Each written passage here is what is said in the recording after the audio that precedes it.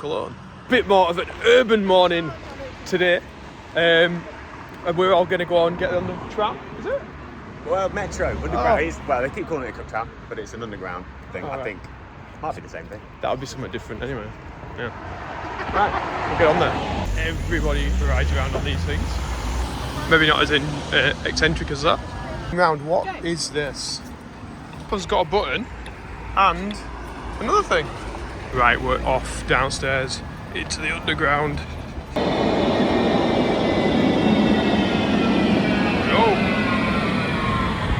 Cathedral that I missed yesterday. And supposedly that bridge is famous in Cologne.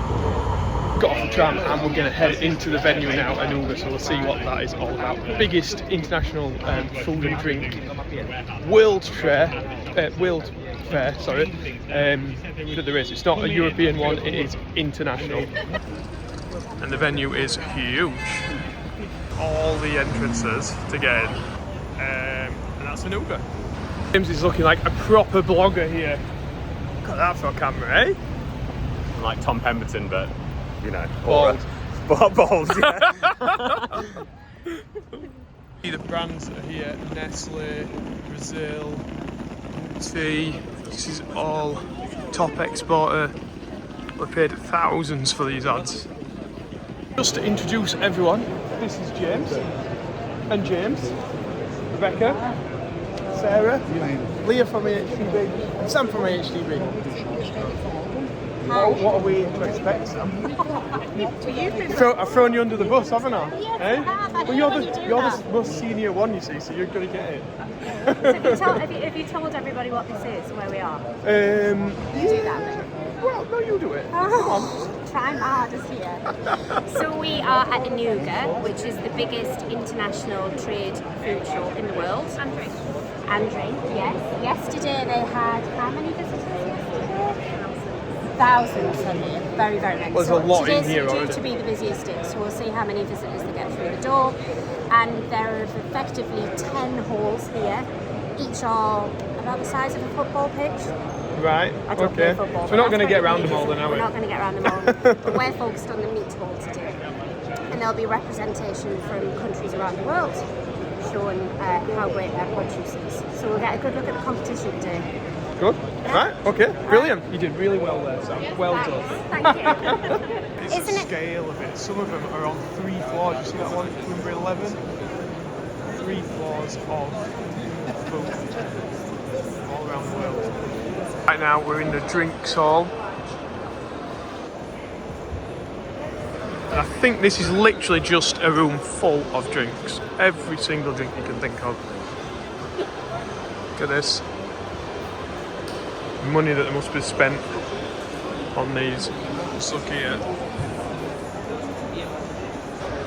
But this is not what we are here for. We're walking through, Becca just in front there, to find the meat aisle, a meat hall, sorry, and find the AHDB stand. The Chinese area here. Taste of China. They are, yeah, really filling a lot of this stand.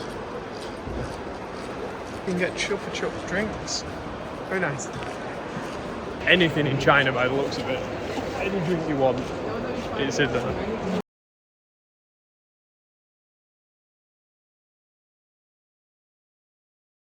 Had to stop here at Yorkshire Tea. I was like, oh. There's even people from Yorkshire Tea here as well. So. Enjoy, guys. See ya. Bye. Now we found the meat hall. And Wagyu over there in the background. It just does smell of meat. Hams. In a brand I recognise, ABP there in the background. It's great in here. It's like barbecue, cooked meat. It's really, really nice. We've got big screens of cattle on. So who's that? That must be it's all sort of linked into countries as well. So the UK's got a stand, and then they will all look at this meat fridge with all the steaks in there. Really showing off quality of their beef and lamb. This is the AHDB stand. Just looking around here, we've got a quick meeting with somebody. But they're see people from different parts of the world already on the stand doing business. So Dr. Phil Hadley from the AHDB is now going to facilitate a meeting for us with the US Meat Exporters Federation, USMEF. So our counterparts for the US. Is it a massive stand that they've got there? It's a very nice stand. It's a very nice stand. We'll check that out next. Some of these smaller stands, they're literally everywhere.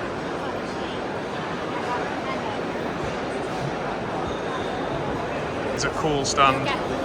It's a stand for the USA, and it's a similar funded process like the AHDB, and it is absolutely massive, like 5 times bigger than our British stand.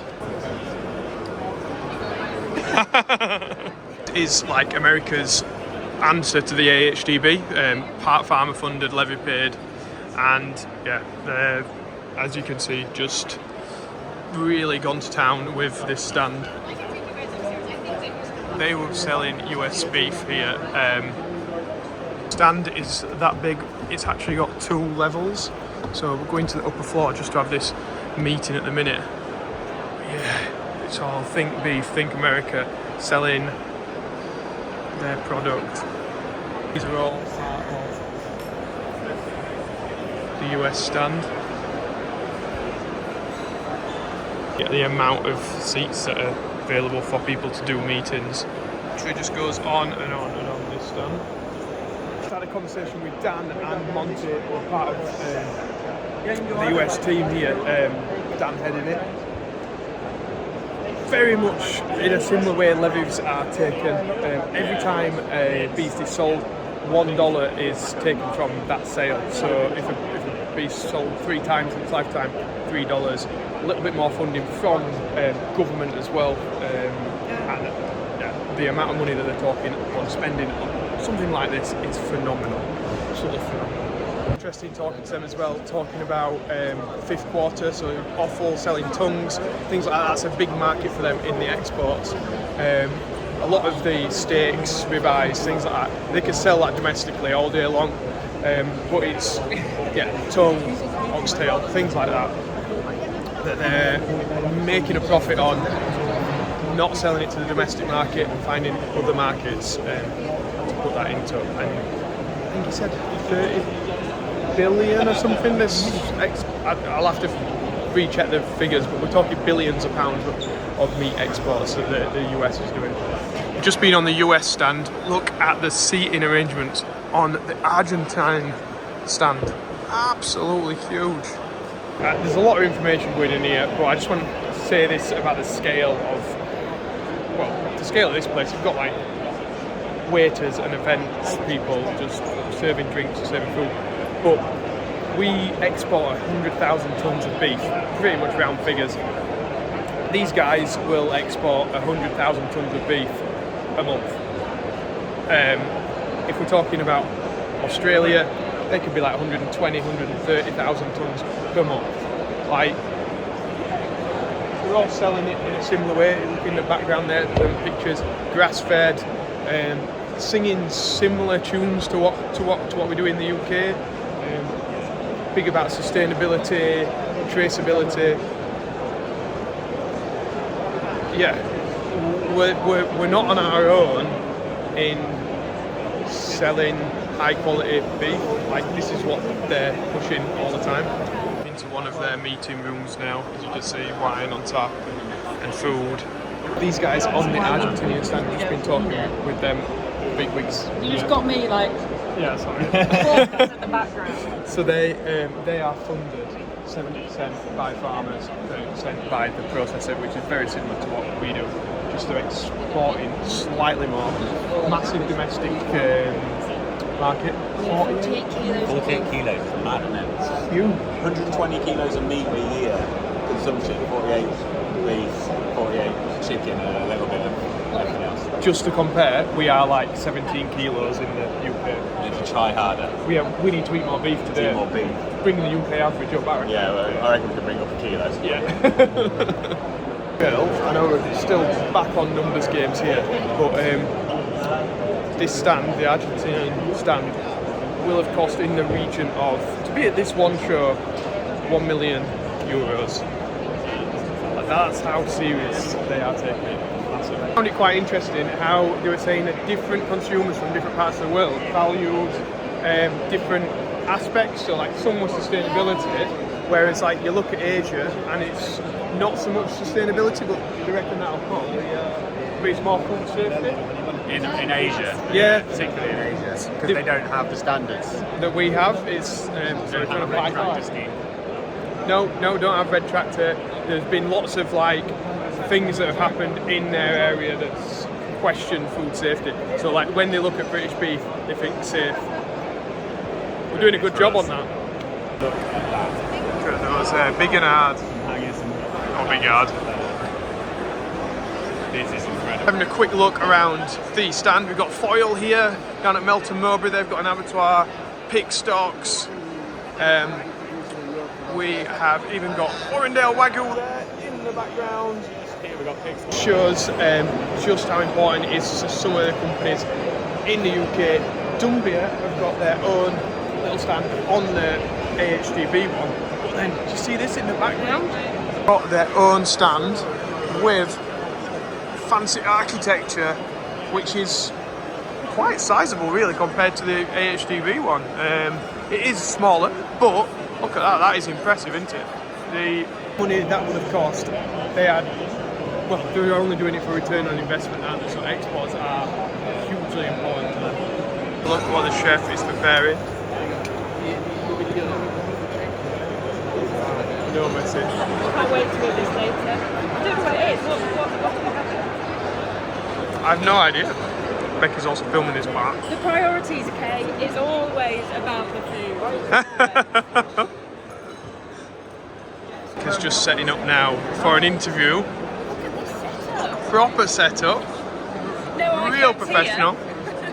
And this is going to be for the American market.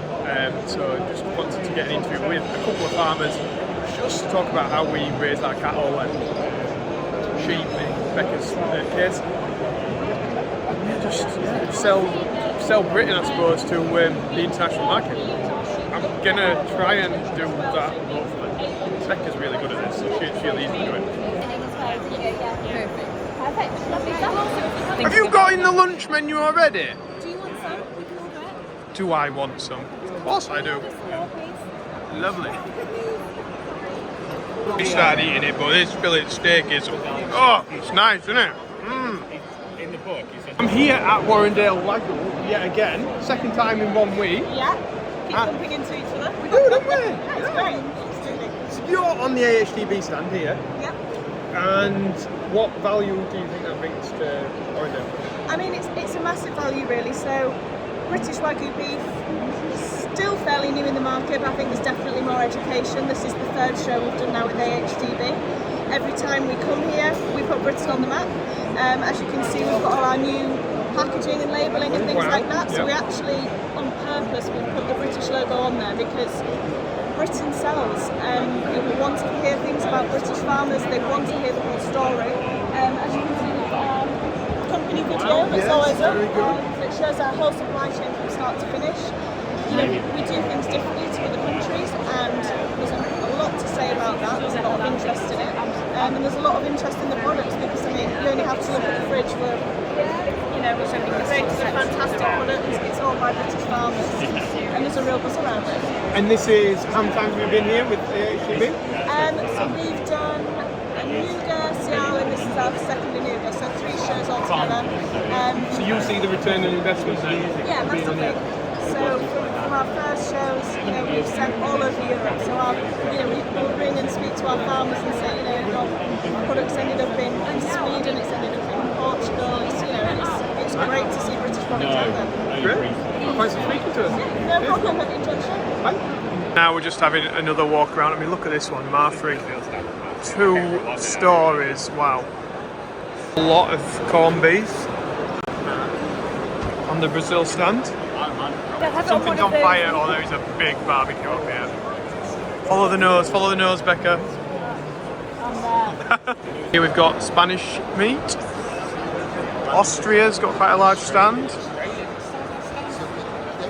We have beef jerky here as well. Jerky. Very nice. From these guys here. And where are you based? What country? In Austria. Austria. Yeah. All right. And this is you value this trade show? Is good return on investment being here today? I would say yes. It's good to be here, and you can meet a lot of people. But we will see at the end what it brings. It's expensive. It's expensive, yeah. Really expensive. So, well, let's see. We'll see. Yeah, there we go. Elia's stand's very like closed off, and then we've got like Uruguay next door, 2-tier stand again.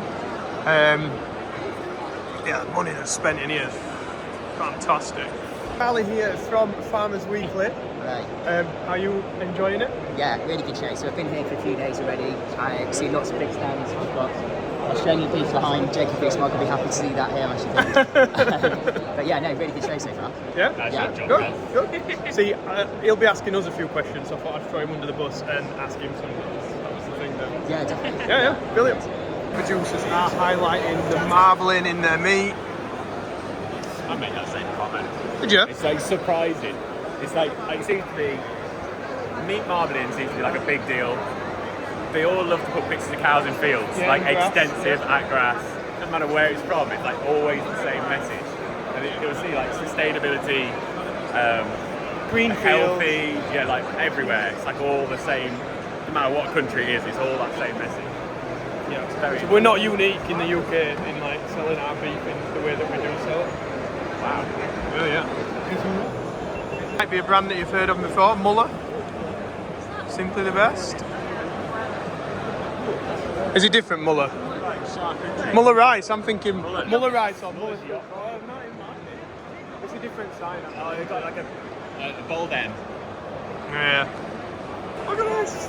There's a punch bag on a stand. Like that's not random. Me and James have just had a go on that boxing thing. You'll have to check out James's video to see who won. Yeah, it was a close call, Joe. It really wasn't, but you'll have to check it out. It's embarrassing. He's just dropping us off, introducing us here on the Uruguay stand. Uruguay, very similar sized country to ourselves, all grass-fed or very heavy on the grass-fed side. They're open to China in beef and offal and lamb, which is quite unique. China doesn't really open up to that many countries in the offal market. I think that's what John was sort of highlighting there. So the Chinese market is very important to them. Not a very big domestic market. A lot of it is exported. Hence the massive stand here, 2 floors. It's really important to them. In one of the meeting rooms now in the Uruguay stand. Very nice stuff. Comfortable, isn't it? It's nice. Lovely coffees.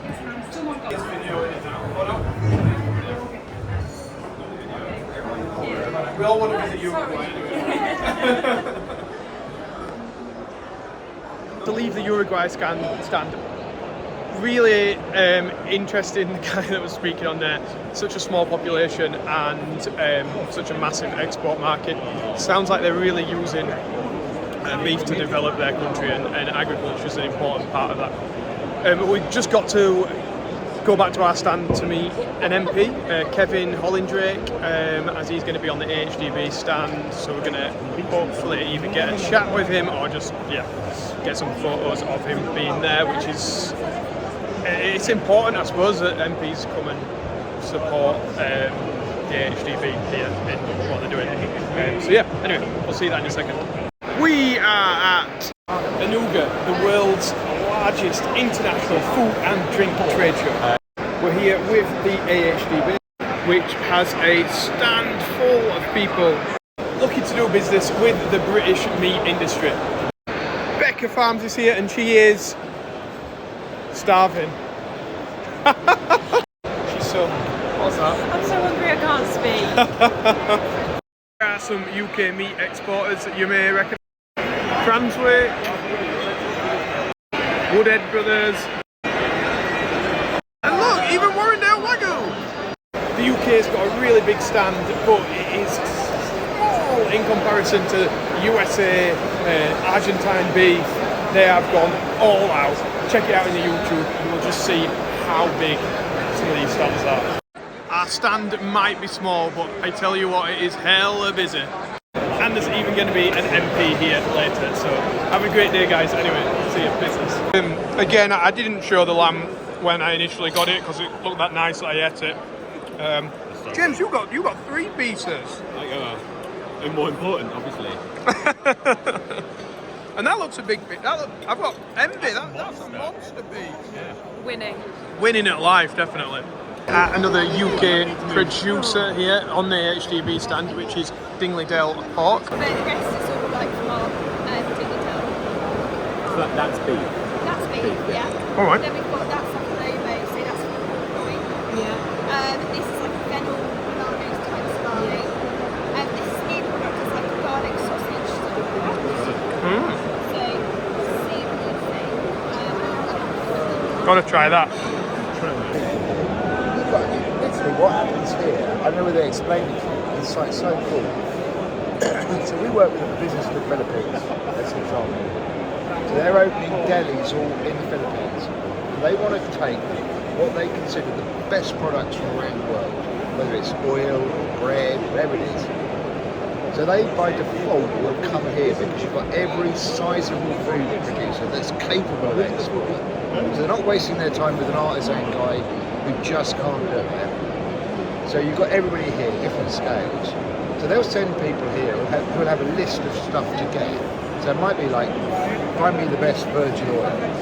So somebody will come here, they can't go home to their boss without sorting it. They'll probably go around 30 places first day one, and they'll narrow it down to 10. Then they'll start negotiating. You just think, that is so cool. They're not going to find you on farm, these people, are they? You have to, Do you know what I mean? You have to be here. You have to be here. You'll miss the boat. In my mind. So you're actually a farmer then? I'm normally feeding pigs at 5:30 in the morning. So that's a bit about it if you want to grab one then. But we started this brand 20 years ago, tried in supermarkets and didn't really get on. But we deal with some of the best chefs in the world now. In terms of the pigs that you're putting, That's there you go. Heard it from a farmer who's also a producer and an exporter. The value that the AHDB brings to his business, being able to come onto this stand and have the area behind it, which is really busy with the seating, so that they can facilitate meetings.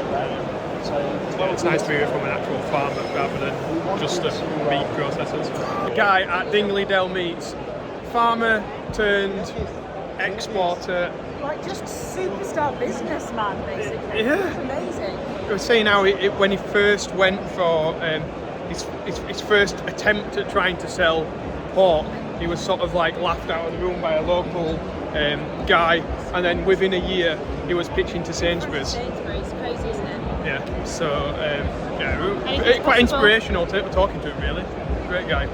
That is how busy this place is. Oh my word. The guy who runs walks down the stairs. We get the escalator. We are now in the dairy sector. So it'll be cheese, milk, yogurts. Chocolate, it might be chocolate. Oh yeah, there might be chocolate, yeah. The British meat dinner later. But as current, me and Becca are filling our faces with cheese and yogurt. Posh cheese strings. They're delicious. Yeah, these are nice. Found the Great British Cheese area. Oh, this is good. So there's more than one stand on, which is good. Wensleydale. Brilliant.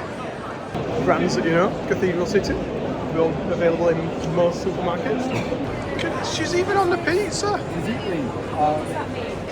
the Isle of Man. Creamery here. You can even get milk powder. Huh? Sometimes think about like these dairy events as being like the artisan cheese bit of the Yorkshire Show or something, but this is for like big business. So there will be milk powder that's on sale. There's also plant powered. So yeah, all non-dairy milk, bits and bobs like that. It's literally any food you can think of will be sold here. This is like the sweet area. Look at this. That we did actually come walking down this aisle is because we've seen one particular sweet that we needed to investigate. But I think it's not lollies, it's popcorn. So that's false advertising to me. I need lollies. We've got Korean street sweets here. Very nice. This place is huge. Oh my god. The balls, ice cream balls, lemon and cherry and coconut balls. There's the displays.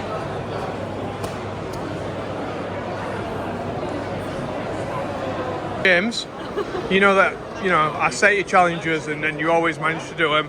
Right. So me and Becca are going to get on this escalator. Yeah. Can you run to the top, back down, and then back to the top before we get to the top? I mean, probably, but it's going to sweat. Yeah, the risk cover escalator races. Oh, It's going to be easy, Joe. I should have said a couple of times, shouldn't I, really? It's going slow. Oh, Might not make it might be close. Do you know if we move up a few steps, you'll not notice, will he? Oh, it's still beating us. It's a competition. I get more of that steak now. Okay, you win. Now, we are cooking Wagyu beef. Just like to add that we have been away from the stand for ages. The British stand is packed still.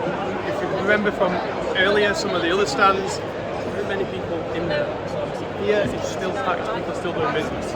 Wagyu. It's not full blood Japanese, but it's getting there. It looks Very nice. So like juicy. And the taste is really, really nice.